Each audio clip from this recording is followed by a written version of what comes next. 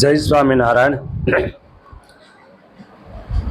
જ્યેષ્ઠ સુધી નિર્જળા એકાદશી. લોકમાં આ એકાદશીનું નામ નિર્જળા એકાદશી કહેવાય છે અને ભીમ એકાદશી પણ કહેવાય છે. તો આપણે આ એકાદશી વિશે નાની એવી કથા જોઈએ. ભીમસેને પૂછ્યું, હે પિતામહ, હે વ્યાસજી, આ મારા ચારે ભાઈઓ માતા કુંતાજી અને દ્રૌપદીજી ક્યારેય એકાદશીને દિવસે ભોજન કરતા નથી, પણ મારાથી ભૂખ વેઠી શકાતી નથી. તેથી વગર ઉપવાસે એકાદશીનું ફળ મળે એવો ઉપાય બતાવો. વાહ!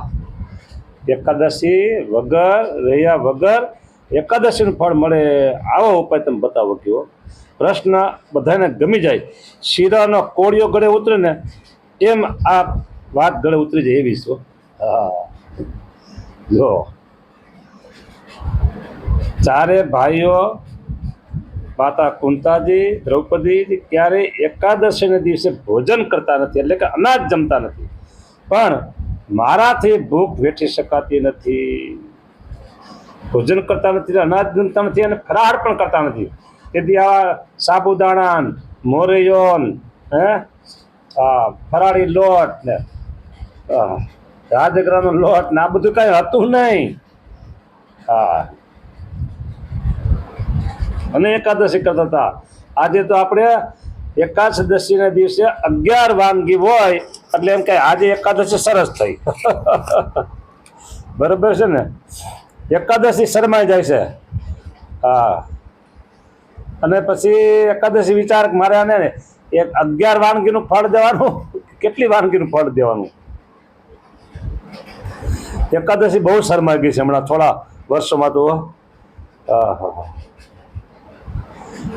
સામાન્ય માણસને એકાદશી જો કરવી હોય તો દરરોજને માટે તમારા ઘરમાં જે રંધાય ભોજન એ થાળી સમજી લો. મને ખબર નથી પણ છતાં હું કહું, એ થાળી તમને 50, 60, 70માં પડતી હોય અને એકાદશીના દિવસે થાળી તમને 100, 150 પડે. હા, સામાન્ય ઘરમાં તો ઠીક છે, પણ જે સુખી સંપન્ન હોય એની વાત કરું છું. હા, અને ઘરમાં રાંધનારે નવરા હોય તો હાલો બનાવો ને આ બનાવો, ઓલી પેટીસ બનાવો. હમણાં પેટીસ, ઓહો ઘણી બધી વાનગી છે, પણ હવે બધી વાનગી મારું નામ નથી લેવું. અહીંયા ભીમસેને એમ પૂછ્યું કે મારાથી ભૂખ વેઠી શકાતી નથી, તેથી વગર ઉપવાસે એકાદશીનું ફળ મળે તેવો ઉપાય બતાવો. એવું ભીમસેનનું વચન સાંભળી વ્યાસજી બોલ્યા કે જો તને સ્વર્ગવાલું અને નરક અનિષ્ટ હોય તો બંને પક્ષની એકાદશીઓએ ભોજન કરવું નહીં. હાલી લ્યો, આ તો 2 એકાદશી કીધી, આપી દીધી. વ્યાસ ભગવાન હતો કે જો તને સ્વર્ગ વાલું હોય અને નરક અનિષ્ટ હોય તો બંને એક પક્ષની એકાદશી તારે કરવી. કે આ તો કન્સેશન લેવા ગયા, એને બદલે બોજો વધે, જીએસટી લાગી ગયું. ભીમસેને કહ્યું, હે પિતામહ, દિવસમાં એક વખત ભોજન પર રહેવા હું અસમર્થ છું, તો પછી બંને વખત ઉપવાસ કેમ કરી શકું? હા, કારણ કે મારા પેટમાં વૃક નામનો અગ્નિ છે, જેથી ખાધા વગર રહી શકાય તેમ નથી. જેથી કોઈ એવો ઉપવાસ કહો કે મારું કલ્યાણ થાય. વ્યાસજીએ કહ્યું, હે ભીમ, સાંભળ, મનુસ્મૃતિ અને વેદમાં કહેલા ધર્મો તે સાંભળ્યા, તે સઘળા આ કળિયુગમાં પાડી શકાય તેવા નથી. તેથી ઓછા ખર્ચમાં સુખેથી થઈ શકે તેવું વ્રત તું સાંભળ. હવે તો સારું કંઈક કર્યું. હા, 2 પક્ષની એકાદશીઓને દિવસે નિરાહાર રહે છે તેને નરક ભોગવવું પડતું નથી. આવા વચનો સાંભળી ભીમ ભયથી કહેવા લાગ્યો, હે પિતામહ, ઉપવાસ કર્યા વગર ઘણું ફળ થતું હોય તેવું વ્રત મને કહો. ફરીને પાછો બીજો પ્રશ્ન આવ્યો, મારે ગમે તેમ કરીને ઉપવાસ કેન્સલ કરવો છે અને વ્રત કરવું છે. કે વ્યાસજીએ કહ્યું, જ્યેષ્ઠ સુદ એકાદશીનું પ્રયત્નપૂર્વક વ્રત કરવું, તેમાં સ્નાન અને આચમન સિવાય જળનો સંબંધ રાખવો નહીં. જે માણસ એકાદશીના સૂર્યોદયથી બારસના સૂર્યોદય સુધી જલપાન પણ કરતો નથી, તેને પ્રયત્ન વિના સઘળી એકાદશીનું ફળ મળે છે. જો કામ થઈ ગયું.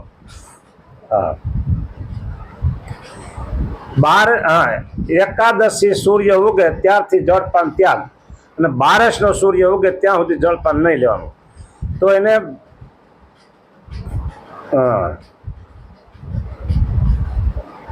તો જલપાન નથી કરતો તો સઘળી એકાદશીનું ફળ તેને મળે છે. બારસના દિવસે પ્રાતઃકાળે સ્નાન કરી બારસનું બ્રાહ્મણને વિધિથી જળ અને સુવર્ણ આપી ભોજન કરાવ્યા પછી નિયમથી પોતે ભોજન કરવું. હે ભીમસેન, વિધિથી એકાદશીનું વ્રત કરવાથી આખા વર્ષની સઘળી એકાદશીનું ફળ તને પ્રાપ્ત થશે. ફળ પ્રાપ્ત થાય છે. આ વાત સાક્ષાત નારાયણે મને કહેલી છે. જ્યેષ્ઠ સુધી એકાદશીએ નિર્જળ વ્રત કરવાથી સઘળા તીર્થની યાત્રા દાનથી પણ અધિક ફળ મળે છે. સઘળા તીર્થની યાત્રા અને દાનથી પણ અધિક ફળ મળે છે. ધન ધાન્ય પુત્ર ને એ બધાને આપનારી છે. ધન ધાન્ય પુત્ર એ બધાને આપનારી છે. આહા, એ સાંભળો, ધન પછી ધાન્ય અને પુત્ર આહા આપનારી છે. એ પુત્ર પ્રાપ્તિ, જેને ઈચ્છા હોય તો એકાદશી કરજો.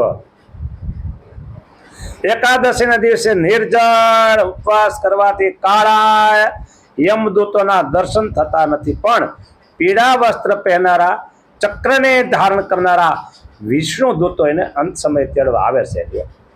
ઓહો, હે જન્મેજય, એવા વ્યાસજીના વચનો સાંભળી એકાદશીને દિવસે પાંડવો સહિત ભીમસેને પણ નિર્જળ વ્રત કર્યું. આહા, સકંજમાં આવી ગયા ભીમસેનજી, આવી ગયા. તેથી આ એકાદશી ભીમ 11 નામથી પ્રસિદ્ધ થયેલી છે. હે દેવેશ, સ્ત્રી અથવા પુરુષ જે કોઈ આ એકાદશીનું વ્રત કરે તેના મેરુ પર્વત જેવડા મોટા મોટા પાપો પણ બળીને ભસ્મ થઈ જાય છે. પોતાની શક્તિ પ્રમાણે વસ્ત્ર વડે વીંટેલા અને તેમાં થોડું સુવર્ણ નાખી જળકુંભનું સુપાત્ર બ્રાહ્મણને દાન કરવું. આ દિવસે કરેલું દાન, જપ, હોમ બધું જ અક્ષય થાય છે, એમ શ્રી કૃષ્ણે કહ્યું છે. હે રાજન, જે માણસ એકાદશીને દિવસે અન્ન ખાય છે એ આલોકમાં ચંડાળ થાય છે, અંતે નરકમાં પડે છે. નિર્જલા એકાદશીનું વ્રત કરવાથી બ્રહ્મત્યા કરનાર, મદ્યપાન કરનાર, ચોરી કરનાર, બ્રાહ્મણનો દ્રોહ કરનાર પણ સર્વ પાપોથી મુક્ત થાય છે. હે રાજન, નિર્જલા એકાદશીને દિવસે શ્રદ્ધા રાખવી, નારાયણનું પૂજન કરવું, બ્રાહ્મણોને વિવિધ પ્રકારનું ભોજન કરાવવું, ઉત્તમ દક્ષિણા આપી પ્રસન્ન કરવા. જો બ્રાહ્મણો પ્રસન્ન થાય તો સાક્ષાત નારાયણ પણ પ્રસન્ન થાય છે. જે માણસો પ્રસન્ન થાય તો ના ઉપર સાંભળો, જે માણસો આ એકાદશીને દિવસે ઉપવાસ કરે છે, નારાયણનું પૂજન કરે છે, દાન આપે છે, રાત્રે જાગરણ કરે છે, તેના સેંકડો વંશજો વૈકુંઠ ધામમાં જાય છે. એકાદશીને દિવસે સુપાત્ર બ્રાહ્મણને અન્ન, વસ્ત્ર, શૈયા, ગાય, આસન અને કમંડલનું દાન કરનાર અવશ્ય વિમાનમાં બેસીને સ્વર્ગમાં જાય છે. જો એ આ કથા ભાવથી સંભળાવે તે સ્વર્ગને પામે છે. સાંભળે અને સંભળાવે. હવે મેં તમે સંભળાવી, હું તો અક્ષરધામનો અધિકારી બની ગયો છું કેદુનો. આપણે સ્વર્ગમાં જવું નથી, જ્યાં જવું ત્યાંથી આપણે કહેવાય, પણ મારે અક્ષરધામમાં જવું છે એમ નહીં. હું તો સદા એને માટે ભગવાન સ્વામિનારાયણની સદા સાકાર સ્વરૂપ ધારણ કરનારી મૂર્તિમાં રોમ રોમ રસ બસ રહેલો છું. હવે મારે ક્યાંય જવાનું નથી, બીજે ક્યાંય જવાનું નથી. આમાં કીધું કે આ એકાદશી જે માણસ સાંભળે અને સંભળાવે, ભાવથી સાંભળે તો સંભળાવે, એટલે મારી સ્પષ્ટતા કરવી જોઈએ કે સ્વર્ગમાં ક્ષીણે પુણ્ય મૃત્યુ લોકે વિશંતિ, સ્વર્ગમાં જે દિવસે એના પુણ્ય ખલા થઈ જાય તો પછી પાછું પડવું પડે છે. પણ આપણે સ્વામિનારાયણ ભગવાનના સમસ્ત સત્સંગીઓને માટે અક્ષરધામ રોકડું રોકડું રોકડું છે. એને ક્યાંય બીજી ગતિ હોતી નથી, બીજે ક્યાંય ગતિ હોતી નથી, બીજે ક્યાંય ગતિ હોતી નથી.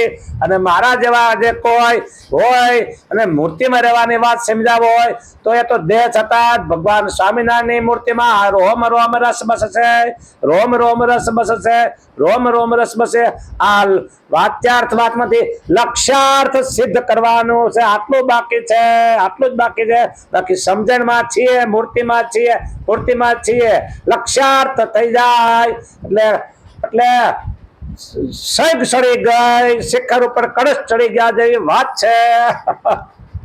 રાજી રહેજો, રાજી રહેજો. કારણ કે મને શું છે, અમુક વસ્તુ પસંદ ન હોય એટલે હું પછી મારે સ્પષ્ટતા કરવી પડે. આ જે સ્વર્ગની વાત આવતી હોય તે આપણા માટે નથી, અને નારાયણનું નામ આવતું હોય હું સ્વામિનારાયણ નામ લઉં છું. મારે તો હમ તો એક સહજાનંદ સહજાનંદ, અમારે મને સ્વામિનારાયણ દૂસરો કોઈ ન હોય, આવી રીતે આ વાત છે. જે માણસ સર્વ પાપોનો નાશ કરનારી એકાદશીનું વ્રત કરે છે તે સર્વ પાપોથી મુક્ત થઈ મોક્ષ પદને પામે છે. અહીં પાપ કરતા નથી, બરાબર, તો પુણ્ય જોતું નથી, પાપ જોતું નથી, પુણ્ય જોતું નથી. અને કોઈ જાણતા અજાણતા પાપ થઈ જાય તો રોજે રોજ મારે કીધું યથાશક્તિ પ્રાયશ્ચિત કરવું, એટલે રોજે રોજે પૂરું થઈ જાય છે. સ્વામિનારાયણ સ્વામિનારાયણ નામ લે એટલે અજાણતા કંઈક પાપ થઈ ગયું ત્યારે ભસ્મ થઈ જાય છે. આવી રીતે મહાભારતમાં અને પદ્મ પુરાણમાં જ્યેષ્ઠ શુક્લ પક્ષની નિર્જલા એકાદશીનું માતમ કહેલું છે. ઇતિ શ્રી પદ્મ પુરાણે જ્યેષ્ઠ શુક્લ નિર્જલા એકાદશી માતમ સમાપ્ત. મને એક ભાઈ વારંવાર પ્રશ્ન કરે કે ધર્મપ્રકાશ સ્વામી તમે આવી રીતે કથા કરો છો, ઓલી કથા કરો છો, આમ કથા કરો છો, સર્વપરિપૂર્ણ પદ્ધુ પ્રતિપાદન કરો છો, તમે કે ગુણાતીતાનંદ સ્વામીની વાતો પર કથા કરો છો, પણ જોજો કે કોઈની નિંદા ટીકા. મેં કીધું કોઈ નિંદા કરવાની આવે જ નહીં. ધર્મપ્રકાશ સ્વામીની જેટલી કથા તમારે સાંભળી લેજો કીધું. મેં કીધું હા, મારી એક પણ કથામાં કોઈની નિંદા ક્યાંય આવતી નથી, પણ હું સર્વોપરી સુપરફાસ્ટ સ્વામિનારાયણ ભગવાનની જ કથા કરું છું, એના જ ગુણગાન ગાઉં છું, એના જ ગુણગાન ગાઉં છું જ્યાં સુધી આ દેહમાં પ્રાણ રહેશે, જ્યાં સુધી. એટલે અત્યારે 65 કે 66 આવે છે, ચોક્કસ ખબર નથી, અને 108 પૂરા થાય ત્યાં સુધી કડધડ વાતો સ્વામિનારાયણ ભગવાનની જ કરવાની છે. હા, અને પછી ડંકો વગાડીને ધામમાં જવાનું છે. 108 પૂરા કર્યા પછી ડંકો વગાડીને ધામમાં જવાનું છે. આ હું જાહેર જનતાને વાત કરું છું, આમાં કોઈ ફેરફાર થવાનો નથી. હા, જેને નોંધ લેવી લઈ લેજો, નોંધ લઈ લેજો. 108 પૂરા કરવા છે અને ગુણ ગાવા છે સ્વામિનારાયણ ભગવાનના. ભગવાન સ્વામિનારાયણના ગુણ ગાવાના છે, સ્વામિનારાયણ ભગવાનના જ ગુણ ગાવાના છે, સ્વામિનારાયણ ભગવાનના જ ગુણ ગાવાના છે. અને જે કોઈ યોગમાં આવે એને અનાદિ મુક્તની સ્થિતિ પ્રાપ્તિ થાય એ જ કામ કરવાનું છે. બે જ, એક અને બે, આ બે જ કામ કરવાના છે. જય સ્વામિનારાયણ. હા ભાઈ, ઘણા વારા કીધા કે ધર્મપ્રકાશ તમને ઉત્તર આપી દીધું. જય સ્વામિનારાયણ. અત્યારે અમે રાજકોટ બોરડીવાળું મંદિર છે, સ્વામિનારાયણ બોરડીવાળું મંદિર કેન્દ્ર રોડ ઉપર, ત્યાં આ સેવા પૂજન ભક્તિ કરીએ છીએ. અને ટૂંક જ સમયમાં આવે અમે એક મોટા સંકુલના પ્રારંભમાં જઈ રહ્યા છીએ. મોટા સંકુલના પ્રારંભ કરવામાં જઈ રહ્યા છીએ. જય સ્વામિનારાયણ. એનાથી હજારો માણસોને સુખ સમૃદ્ધિ મળશે એવું એક મોટું સંકુલ ત્યાં કરવા જઈ રહ્યા છીએ. જય સ્વામિનારાયણ.